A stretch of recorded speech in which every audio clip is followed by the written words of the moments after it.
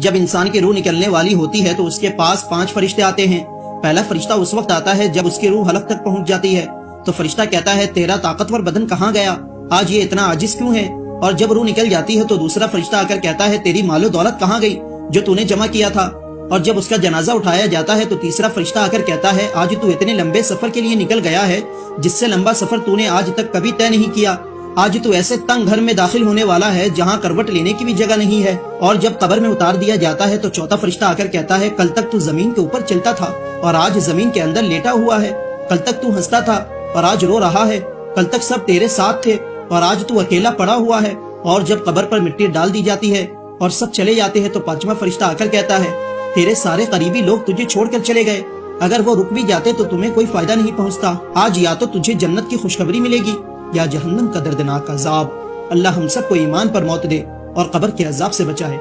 جب حضرت موسیٰ علیہ السلام حضرت یوسف علیہ السلام کا تابوت تلاش کر رہے تھے جس میں حضرت یوسف علیہ السلام کا جسم مبارک تھا جن کو لوگوں نے تابوت میں کر کے سمندر میں دفن کر دیا تھا، تو 400 سال کے بعد حضرت موسیٰ علیہ السلام اس تابوت کو نکال کر ان کے آباء و اجداد کے پاس دفن کرنا چاہا جو کہ حضرت یوسف علیہ السلام کی چاہت تھی، تو کسی کو بھی پتہ نہیں تھا کہ وہ تابوت کہاں پر ہے، صرف ایک بڑھیا کو پتہ تھا جس کا نام شارہ تھا۔ اس نے کہا حضرت موسیٰ علیہ السلام سے کہ میں آپ کو ایک شرط پر بتاؤں گی، پہلی شرط تو یہ ہے کہ میں بوڑھی سے جوان ہو جاؤں، تو حضرت موسیٰ علیہ السلام نے کہا منظور ہے۔ پھر بولی میری دوسری شرط یہ ہے کہ جنت میں آپ کے ساتھ رہوں، تو وہی آئی اس شرط کو بھی مان لو، تو حضرت موسیٰ علیہ السلام نے مان لیا۔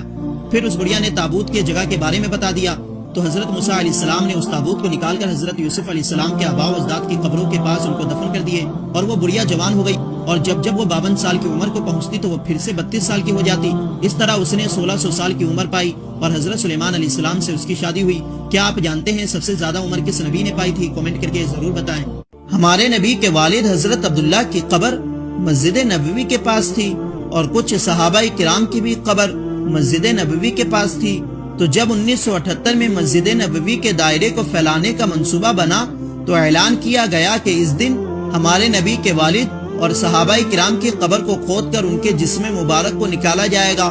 پھر ان کو جنت البقیع میں دفن کیا جائے گا۔ یہ اعلان ہوتے ہی پوری دنیا کے لوگ اس منظر کو دیکھنے کے لیے پہنچے، تو جب ہمارے نبی کے والد حضرت عبداللہ کو قبر سے نکالا گیا تو سبحان اللہ پوری دنیا کے لوگوں نے دیکھا کہ کفن تک میلا نہیں ہوا، ایسا لگ رہا تھا کہ آج ہی دفن کیا گیا ہے، اور صحابہ کرام کا بھی جسم مبارک اور کفن بالکل صحیح سلامت تھا، اور قبر کھولتے ہی پوری جگہ خوشبو سے مہکنے لگی۔ سبحان اللہ، یہ ہے صحابہ کرام کی شان اور یہ ہے